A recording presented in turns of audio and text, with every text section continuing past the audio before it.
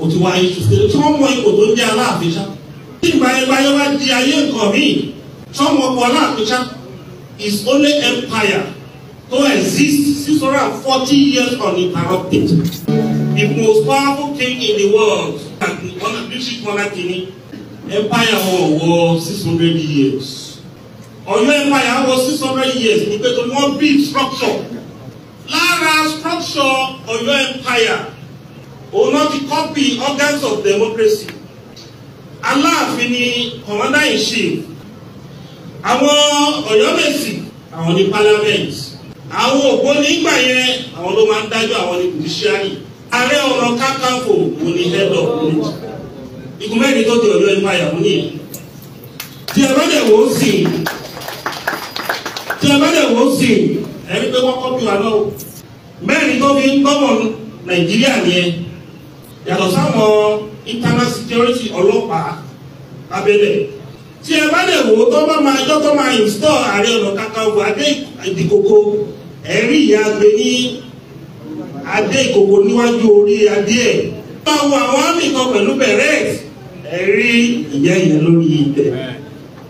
Ọ̀yọ́ empire tó ti ẹ̀ sí láti 10th century Muslim wọ Nàìjíríà ń sìn. Àwọn kan ní 16th century but èmi gbà pé bí 17th century ló wọ Nàìjíríà. Wọ́n á ní Aláàfin tó ní ìlú ẹ̀.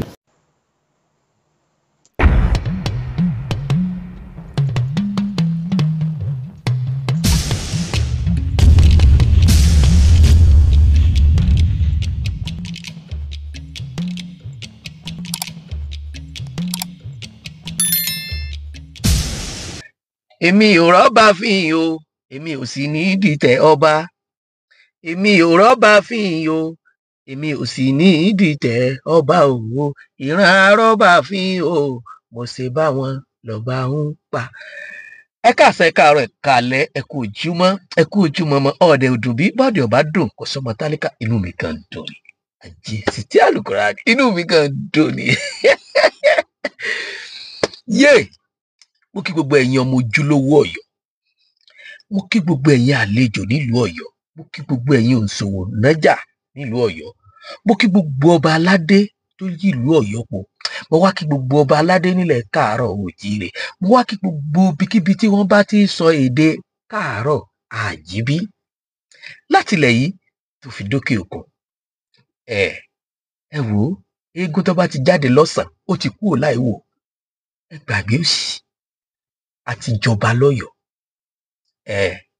nílànà tó tọ́ àti ìlànà tó yẹ, bófin àtàṣà bó ṣe làálẹ̀ gbogbo ẹ̀ ni wọ́n papọ̀ tí wọ́n fi yan ọba lọ́yọ̀ọ́. Ẹ̀yin tẹ́ wá ń béèrè àwọn ìbéèrè kan lọ́wọ́ mi torí yín mo fi ṣe fídíò yìí. Ẹni bò ní ìlànà oyè ọba bò ní ó ṣe lọ, èmi gan tojú bọ̀, mo tẹsẹ̀ bọ́, mo tara bọ̀, wọn àjọba Ọ̀yọ́ rí lójú mi. Àkọ́kọ́ rèé, mo wá wò pé àkọ́kọ́ yìí o àrọ́mọdọ́mọ mi yóò mọ bá ìtàn bí ẹ ṣe jọba Ọ̀yọ́ yóò mọ bá ńlẹ̀ ni. Ìtàn bẹ́ẹ̀lẹ̀ dígbí, ẹ má wọrí, ẹ̀yin ẹ sá subscribe sórí Àtìbà YouTube channel. Láti àkókò yìí lọ ẹ̀yin ò mọ gbọ́ bó ṣe ń lọ ní sísẹ̀ntẹ̀lé.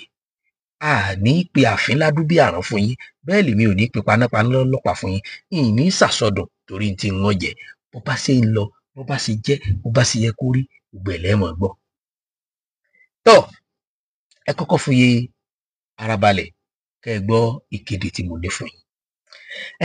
Ẹ̀yin ọmọ Ọ̀yọ́ àtẹ̀yin kọ̀wékọ̀wé àtẹ̀yin sọ̀rọ̀sọ̀rọ̀, tẹ́ ẹ bá fẹ́ máa pe orúkọ ọba wa tuntun, kábíyèsí Aláàfin Ọ̀yọ́, bẹ́ẹ̀ ṣe máa bá wa péré o.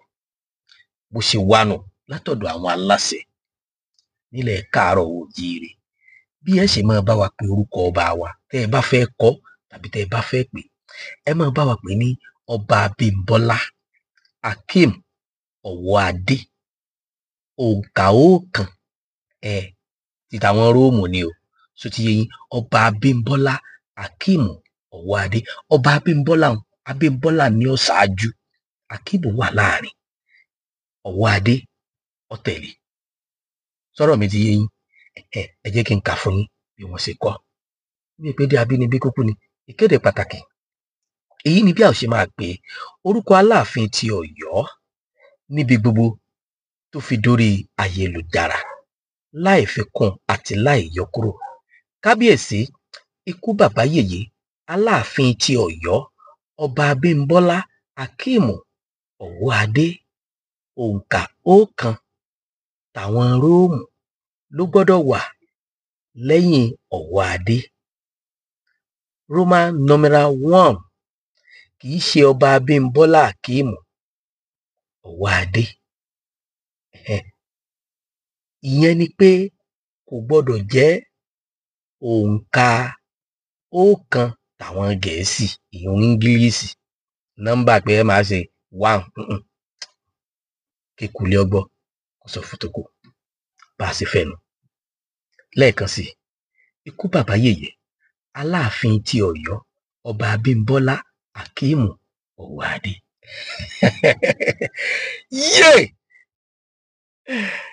Sẹ́rí, wọ́n ti jọba nílẹ̀ Yorùbá.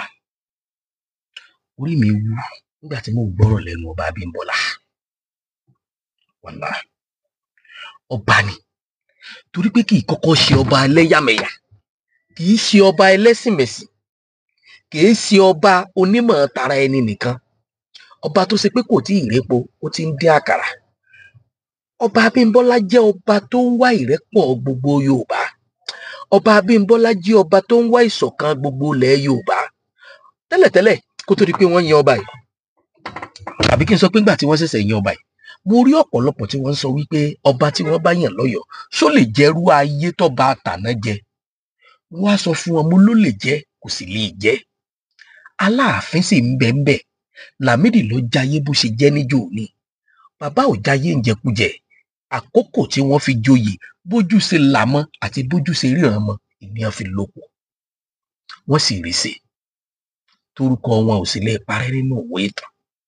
Tí mo dẹ̀ nígbàgbọ́ pé Ọba Abímbọ́lá Akeem Ọwọ́adé, Aláàfin tuntun tilẹ̀ Ọ̀yọ́, àwọn náà ó ṣe gudugudu méje yàyà mẹ́fà, torí pé ọmọlúàbí ni wọ́n bí wọn rí, wọ́n tọ́ wọn rí.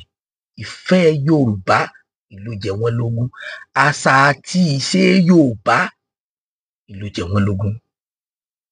Ṣé wá rí gbogbo àṣeyọrí ọkùnrin láyé ọwọ́ obìnrin ló wà. Níjọ́ tí mo bá láǹfààní àti mú fọ́nrán tí olórí Ọba Abímbọ́lá Akeem Ọwọ́adé tó fi sọ̀rọ̀, ẹ mọ̀ pé Yorùbá dángájíá lẹ́nu rẹ̀ tó pọ̀. Kì í ṣe pé bóyá gbogbo ẹni tó ń gbé ìlú aláwọ̀ funfun tàbí gbogbo ẹni tó ń gbé òkè òkun iná ni ò mọ̀ nípa àṣà tàbí ni ò mọ̀ nípa Yorùbá. Akeem Abímbọ́lá, Ọba Abímbọ́lá Akeem Ọwọ́adé kì í ṣe àṣìyàn ọba rárá, torí pé ọba tó ń wá ìṣọ̀kan Yorùbá ni. Ẹ jẹ́ kí n wá jayín tán kí n gbé yín débẹ̀. A bẹ̀rẹ̀ bá sọ ètò wa bí ó ṣe bẹ̀rẹ̀ ní ṣísẹ̀ntẹ̀lé, àtàwọn àkókò àti ìgbà tá a ṣe ètò kọ̀ọ̀kan, àtàwọn ibi tá a ti ṣe àwọn ayẹyẹ. Ẹ wá má jẹ́ kó yà yín lẹ́nu, kò sí ọba alẹ̀ Yorùbá tí ò ní dé Ọ̀yọ́ lọ́jọ́ tí Ọba Abímbọ́lá fẹ́ gbadé, torí pé Ọba Abímbọ́lá ó fẹ́ fi iyì bọlẹ̀. Ọba Abímbọ́lá ó fẹ́ fi ìṣọ̀kan, ó fẹ́ fi lọ́lẹ̀. Ọba Abímbọ́lá ó fẹ́ fi ìfẹ́, ó fẹ́ fi lọ́lẹ̀ láàrin àwọn ọba alẹ̀ Yorùbá. Ọba Abímbọ́lá fẹ́ ṣe ètò pàtàkì débi wípé kò ní sí pé ọba kan ò ní mójútó ìlú ẹ̀ mọ́, yóò wá mọ́ jìjà àgbà tàbí yóò mọ́ jìjà ẹ̀sìn. Ọba Abímbọ́lá fẹ́ kí kálukú mọ nǹkan tó joyè lé lórí. Ọba Abímbọ́lá fẹ́ ká mọ tí ń jẹ́ ọba. Ọba Abímbọ́lá fẹ́ ká mọ̀ sí àṣìlò agbára tá a bá ti wà nípò ọba. Ọ̀pọ̀lọpọ̀ ọba nílẹ̀ Yorùbá ló ń ṣe àṣìlò agbára lákòókò yìí. Ọ̀pọ̀lọpọ̀ ọba nílẹ̀ Yorùbá ló ń ṣe ẹlẹ́yàmẹ̀yà. Ọ̀pọ̀lọpọ̀ ọba nílẹ̀ Yorùbá ló ń ṣe ẹlẹ́sìnmẹ̀sìn. Ṣùgbọ́n o, ìpè ti dọ́dọ̀ gbogbo ọba nílẹ̀ Káàárọ̀ Oòjíire, tí mo sì mọ̀ pé lọ́jọ́ ìgbàdé Aláàfin, gbogbo ọba ilẹ̀ Yorùbá láti ilẹ̀ yìí tó fi dé Dahomey, tó fi dé Benin, gbogbo wọn ni wọ́n ń péjú pésẹ̀ láti lè pín ìfẹ́ padà sílẹ̀ Yorùbá, láti lè pín ìfẹ́ padà sáàrin ọmọ Odùduwà, láti lè pín ìfẹ́ padà sáwùjọ wa. mo wá rọ̀ gbogbo ẹ̀yin bàǹkànjẹ́, gbogbo ẹ̀yin òǹpìtàn, gbogbo ẹ̀yin òjútàn, gbogbo ẹ̀yin sọ̀rọ̀sọ̀rọ̀, gbogbo ẹ̀yin tó ṣe pé níjọ́ tọ́ba yìí ti jẹ ilẹ̀ tí lọ́ọ́ hu àwọn ìtàn oríṣiríṣi wá. Ọọ̀ni sọ pé Aláàfin sọ pé, Ọọ̀ni sọ pé, Aláàfin sọ pé, kí ló dé? Ṣé wọ́n ṣe nǹkan rẹ̀ lẹ́yìn ni? Kí lẹ fẹ́ gbà nínú kẹ́ ẹ dá ọ̀tá lẹ̀ nínú àwọn ọba aládé? Ayé ti kúrò ní èmi jù ọ́, ìwọ ò jù mí. Tí kálukú bá dà nínú ayé ńláyé fẹ́ mọ̀. Kánú ń gègé, Ronaldo mọ bọ́ọ̀lù gbá. Káǹtì làwọn ayé fẹ́ mọ̀ kí ni scores tán bá parí géèmù. Dáadáa wo lọ́ba kọ̀ọ̀kan ń ṣe sílùú ẹ̀? Ìdàgbàsókè wo lọ́ba kọ̀ọ̀kan mú bálẹ̀ Yorùbá tí ẹjẹ́ ó jẹ wá lógún rèé? Ẹjẹ́ amọ́kàn kúrò bíi pọ́ba kan làgbà, ọba kan lọ̀gá, ọba kan ọlọ́run ọba nìkan. Elédùmarè òun lọ̀gá gbogbo ọba.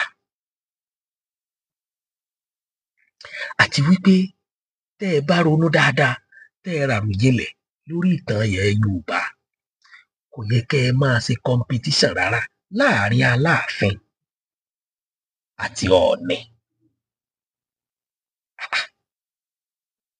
Bóyá nǹkan tẹ́mi wá ń rò, bóyá nǹkan lẹ́yìn ń rò, àmọ́ bẹ́ẹ̀ nǹkan lèmi lọ. Àmọ́ mo bẹ̀ yín, mo rọ̀ yín lákòókò yìí.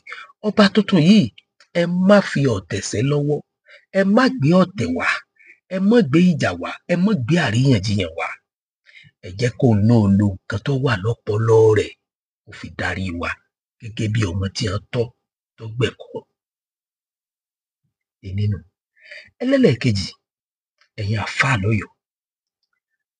Mo gbọ́ pé ẹ ti ń jà pé kódà gan àwọn kan ń ṣe wáàsí, àwọn kan lọ rí dàbẹ̀rú. Àwọn tí wọ́n ń ṣe wáàsí o, irú wáàsí wo ni wọ́n ṣe táwọn tí wọ́n lọ dàbẹ̀rú tí wọ́n fi lọ dàbẹ̀rú? Ṣé wọ́n sọ nǹkan tó ta kàṣà Yorùbá ni? Ṣé wọ́n sọ nǹkan tó ta ko òfin ọba jíjẹ ni? Ṣé wọ́n sọ nǹkan kan tó ní í ṣe pẹ̀lú ọba Abímbọ́lá Akeemu ni? Torí wọn mọ̀ dí tọ́rọ̀ náà ṣe rí bẹ́ẹ̀. Ẹ má gbọ́tẹ̀ láyé o. Lọ́jọ́ aláyé ti dáyé, orin tá a máa ń kọ ni pé àwa kì í jagun lọ́yọ̀ọ́ o, ayé ọlọ́ba làwa ń jẹ.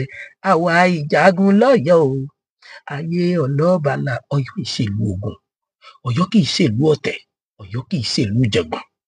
Ẹ jẹ́ a jọ gbà láfíà láyè lásìkò ọba tuntun.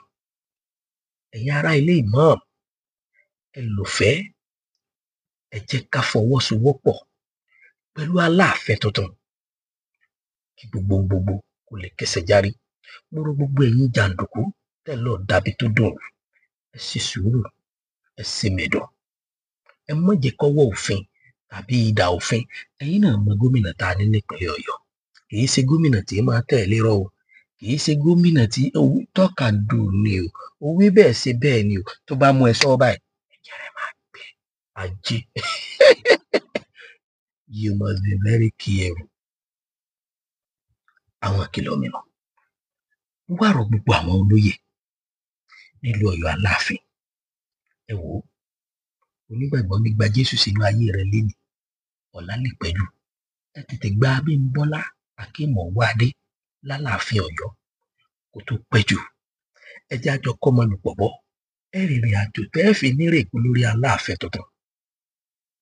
Torí pé ọjọ́ ní pẹ́ o, ìpàdé kì í jìnnà. Gbogbo ilé tá à ń ṣe lónìí yìí, nígbà tá a bá ìṣẹ́jú pẹ́, ó ti di tán. Nígbà tá a bá ìṣẹ́jú pẹ́, ìtàn ti dàrọ́bà. Ọlọ́run jẹ́ ká di pé gbogbo wa ó di tán rí nílẹ̀ Yorùbá. Fún gbogbo ẹ̀yin tẹ́ ẹ wà lókè òkun, àtẹ̀yin tẹ́ ẹ wà lágbègbè Ọ̀yọ́, tẹ́ ẹ fẹ́ mọ ìrìn àjò tẹ́ ẹ fẹ́ rìn, àtàkókò tẹ́ ẹ dé, àti ibi tẹ́ ẹ dé sí, àti báwo lè tó ṣe lọ ní sísẹ̀ntẹ̀lé. On the 5th lọ́jọ́ ìgbàdé, ọjọ́ 5 oṣù kẹrin lọ́jọ́ ìgbàdé. Ọjọ́ kẹrin,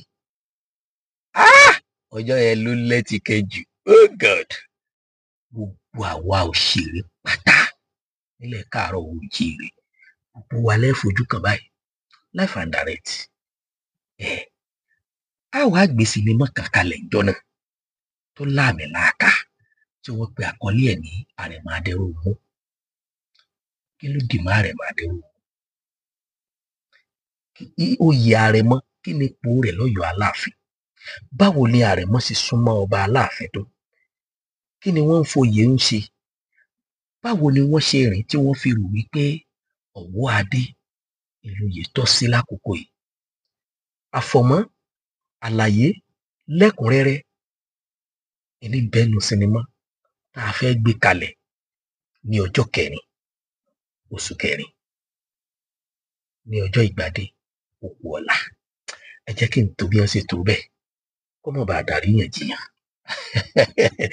Mo ti sọ fún yín, mo ní ẹ má ṣáà máa lọ subscribe sórí Àtìbà YouTube channel, torí pé tó bá ṣe pé lórí ọ̀rọ̀ tó ní í ṣe pẹ̀lẹ́sìn tàbáṣà ni, ibí náà lẹ ti lè gbọ́, ibí náà lẹ ti lè gbọ́ kùnkùndùn, lẹ ti lè gbódòdó ọ̀rọ̀, lẹ ti lè mọ bó ṣe ń lọ lórí ìkànnì Àtìbà ni.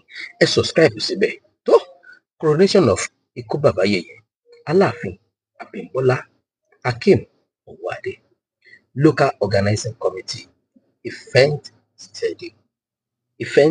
schedule bó lè tó ṣe lọ wọ́n kà fún mi. Coronation activities are in three base: pre-coronation, coronation event and post.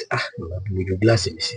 Coronation event ní ọjọ́ Monday ilé ètò ọkọ̀ọ̀kọ̀ bẹ̀rẹ̀ ní on the 31st, ọgbọ̀njọ́ ó lé ẹyọ kan nínú oṣù Ẹrẹ́nà, oṣù tá à ń pè ní March. Níparí oṣù ilé ètò àkọ́kọ́ yóò kọ́kọ́ wáyé. Ohun tá a ṣe lélẹ̀, wọ́n ní event will run from Monday 31st March 2025 to Saturday 12th of April 2025.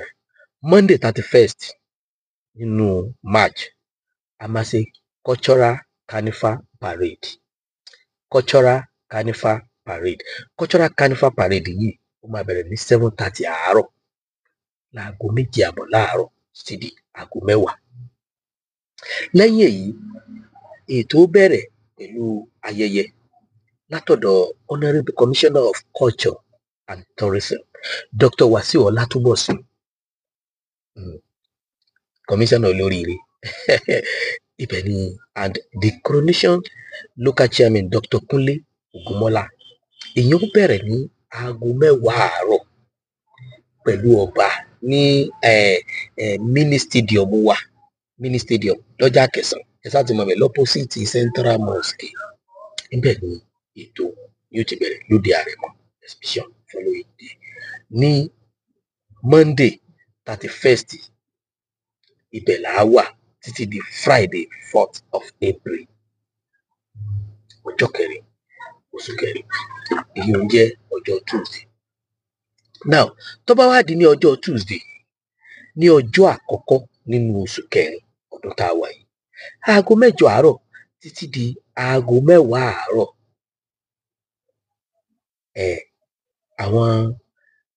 àwọn history, àwọn àgbọ̀gbọ́ history, báwo ni iṣu ṣe kú, báwo ni ọ̀bẹ ṣe bẹ́. Ẹ ṣe sùúrù, mò ń bọ̀ rìn èdè. Tó bá di aago 4 nírọ̀lẹ́ ní ọjọ́ àkọ́kọ́ nínú oṣù 4, a gbọ́ lecture. Kí ni Yorùbá lecture? Ibẹ̀ sá ti mọ̀. A gbọ́ lecture láti ọ̀dọ̀ ọ̀jọ̀gbọ́n kan ní Àtìbà University campus. Ibẹ̀ láti gbọ́ yẹn ní Gẹ̀dú. Professor Anthony Aṣíwájú, Professor Akin Alao, Professor Siyan Oyèwẹ̀sàn, àwọn ni wọ́n bá wa sọ̀rọ̀ bíi sẹ́mínà. Akẹ́kọ̀ọ́ mbẹ̀ nínú ọ̀rọ̀ wọn, àsìkò pọ̀ mbẹ̀. Bó bá di ọjọ́ kejì nínú oṣù 4, ìyẹn Wednesday, ibẹ̀ ni a ti ṣe competition Federal School of Survey láti ṣe yàn ní aago 5 títí di aago 6 pẹ̀lú Honourable Commissioner wa àti Prince Akeem Project Aláàfin Akeem Abímbọ́lá Ọ̀wọ́ Adé. Ṣé wà pẹ̀lú mi? Ẹ̀ ń tẹ̀lé mi. Tó bá di ọjọ́ Thursday ní ọjọ́ kẹta tó bá di ní ọjọ́ a ṣe eré bọ́ọ̀lù aláfẹsẹ̀gbá wọ́n ṣe ní ìwọ́jú mi èmi ò jù ọ́ eré bọ́ọ̀lù aláfẹsẹ̀gbá mo rò pé ń tẹ̀lé mi ìyẹn ní coronation football competition final ẹ wà pẹ̀lú mi ẹ̀ ń tẹ̀lé mi tó bá di ọjọ́ Jímọ̀ àlejòmọ́ ọjọ́ Jímọ̀ ní ọjọ́ kẹrin oṣù kẹrin Ọ̀yọ́ Cultural Heritage Day ní that same Ọba Adéyẹmí mini stadium ní Òde Àrẹ̀mọ time aago 10 títí di aago 3 àrọ̀lẹ́ kí ni ó ṣẹlẹ̀ ńbẹ̀ command performance of Àrẹ̀mọ Adéròmú a stage play written by Gbémi Fálétí gbogbo yín lẹ ṣáà mọ̀ gbogbo yín lẹ mọ̀ bàbá Fálétí bàbá Adébáyọ̀ Fálétí of blessed memory ọmọ wọn ó ló kọ ìtàn Àrẹ̀mọ Adéròmú kí ni Àrẹ̀mọ Adéròmú ṣe ní í ṣe pẹ̀lú Ọ̀wọ̀ Adé ẹlẹ́wọ̀ ẹ̀dù ìjọ lẹ́mọ̀ gbogbo àwọn àgbà òṣèré pátá àtẹ̀mí náà gbogbo wa pátá la wà ńbẹ̀ táàjọ dàbí ẹ̀dùn táàrọ̀ bí òwe mo rò pé ń tẹ̀lé mi lẹ́yìn tá a bá ṣe eléyìí tán pẹ̀lú ìfọwọ́sowọ́pọ̀ Àjàyí Crowther University now ní Àjàyí Crowther University tó bá wá di ọjọ́ karùn-ún ọjọ́ Saturday main coronation event at Olifet Baptist High and Entertainment and various locations in Ọ̀yọ́ venue for the coronation of Ọba Abímbọ́lá Akeem Ọ̀wọ̀ Adé on Saturday, April 5th, 2025, VMC and the 5 venue.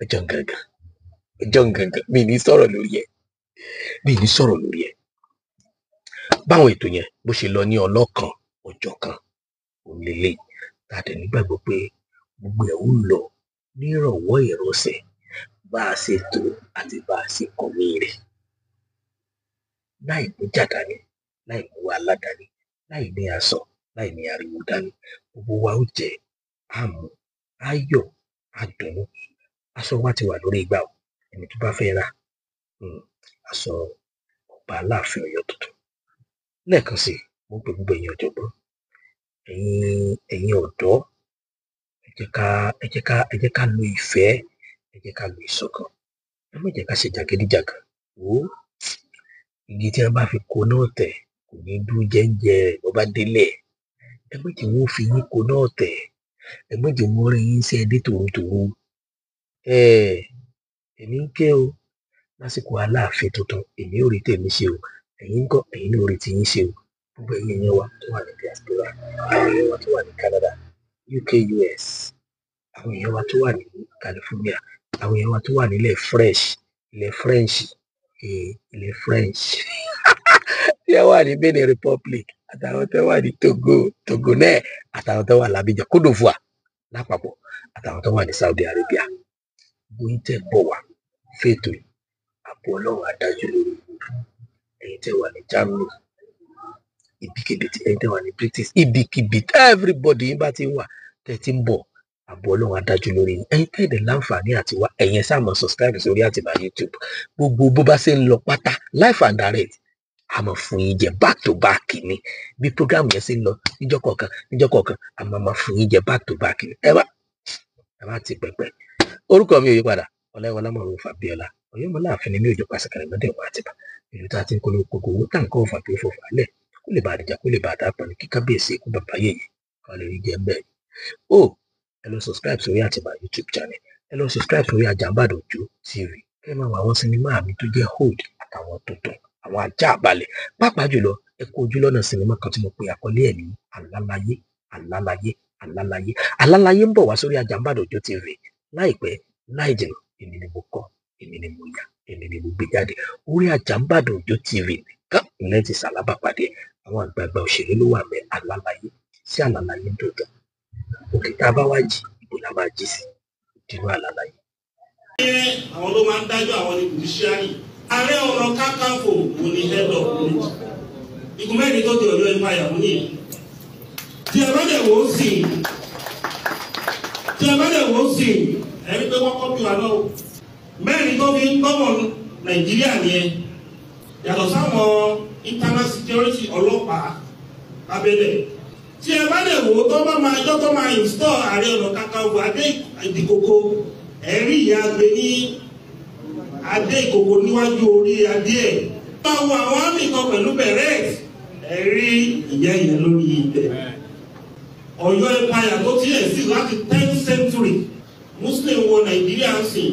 Àwọn kan ní 16th century but èmi gbà pé bí 17th century ló wọ Nàìjíríà. Wọ́n á ní Aláàfin tó ní ìlú ẹ̀. Ó sọ pé òun impose coffee torí seclusion. Wọ́n á ní ó ti go against constitution Federal Republic of Nigeria. Kí ló ń pè ní ìjọba? Ìjọ àwọn ọba àpapọ̀ àwọn ọba ìjọ àwọn ọba náà ń pè ní ìjọba. Ẹ ti wá rí dínkù àwọn ọba yẹn débi pé ẹlòmíràn sọ pé àfáà ní bàbá ọba. Gbogbo religion ní ọba lọ́wọ́. Tí ẹ bá dé west bí ẹni àfáà ní bàbá ọba. Tí ẹ bá dé Ìlọrin ọba Ìlọrin ẹgbẹ́ of Ìlọrin àfáà máa rákòkò máa yílẹ̀ níwájú ẹ̀mí. Ẹgbẹ́ of Ìlọrin 19th century ló ṣẹ̀bẹ̀ sí jẹ. Tẹ́fẹ́tẹ̀fẹ́ dọ́dọ̀ Sultan of Sokoto wá máa yílẹ̀ kan tó déwájú ẹ̀yìn àfáà ni. Ṣùgbọ́n tẹ́ bá lọ́dọ̀ àwọn ọba wa ní west ní ẹ̀yìn àfáà. Ẹgbẹ́ balẹ̀ Yorùbá jẹ ni. Olúkálùkù pẹ̀lú ayé ti ẹni o. Olúkálùkù pẹ̀lú ayé ti ẹni. Tí bá rí òjíṣẹ́ Ọlọ́run máa fún lọ́wọ́ tiẹ̀. Tó bá dé mosque, ìmáàmù lọ́ba mosque. Ìmáàmù lọ́ba mosque tó bá dé ṣọ́ọ̀ṣì. Pásítọ̀ tó bá wà bẹ́ẹ̀ òun lọ́ba ṣọ́ọ̀ṣì. Ṣùgbọ́n tí ìmáàmù bá dáàfin, ọba ni ọba ìmáàmù. Tí pásítọ̀ bá dáàfin, ọba ni ọba pásítọ̀. Ẹ jẹ́ ká ṣe ẹ̀sìn yẹn, ó jẹ́ ká ṣe ká lè gbádùn ara wa. Inú mi dùn wípé ó tẹ̀ kí Yorùbá ṣe pariwo kọ́ṣọ̀ tó àfi àwọn religion tá a gbà wọlé àṣírí. Àṣírí wà nù Muslim náà rẹpẹtẹ. Àṣírí ńlá wà nù Muslim rẹpẹtẹ. Àṣírí ìtúndé ó pọ̀ bẹ́ẹ̀. Àṣírí ẹ̀yọ́nú ó pọ̀ bẹ́ẹ̀. Kí ẹ̀sìn tó gba gbogbo ayé kan, àṣẹ Ọlọ́run wà bẹ́ẹ̀. Bẹ́ẹ̀ ni àṣírí wà nù Kristẹni rẹpẹtẹ. Àṣírí ìtúndé ó wà rẹpẹtẹ. Àwọn wàlíì pọ̀ lọ súà. Àwọn wòlíì pọ̀ lọ súà àti Ọlọ́run rán. Mo rántí bàbá wa Ṣéun Bàrá Kàṣílé. Ó lóye ọdún tí mo fi sì sílé wọn. Ó ní àwọn nǹkan tí mo rí nígbà tí mo gbélé wọn. Bẹ́ẹ̀ náà àmọ́júmọ́ bàbá Adams yìí. Àfáà MT Abíọ́lá ni. Bẹ́ẹ̀ àìmọye àfáà àìmọye wàlíì tí Ọlọ́run ti fúnlẹ̀ Yorùbá. Àìmọye wòlíì asọ̀rọ̀ṣẹ́ Ọlọ́run ti fúnlẹ̀ Yorùbá. Ṣùgbọ́n ìkọlá fẹ́ máa ṣe é sí ni pé a fẹ́ máa modernize, a fẹ́ máa tún dá ibi tá a ti tún dá yẹn, a ti fẹ́ modernize yẹn, a ti fẹ́ gbà nǹkan yẹn. Àìmọye àwọn àgbà awo fẹ́gbẹ́ awo òtítọ́, fẹ́gbẹ́ àwọn ọlọ́ máa ń túlù ṣe, tí ìlú bá fẹ́ dàrú àwọn ọlọ́ bá pè. Ara bàbá wa yẹ ẹ̀kọ́ tó fẹ́ ṣẹlẹ̀ yìí wò, bá wa pẹ̀lú sí ìlú ìtì gbóná jù. Olúkálùkù ló ní nǹkan tó wúlò fún. Èyí tí mo fẹ́ sọ ni wípé religion tolerance very, very important. Religion tolerance is the key to unity of the Yoruba land. Religion tolerance is the way forward for the progress of the Yoruba land. Ẹgbẹ́ iná ló gbọ́ bẹ́ẹ̀.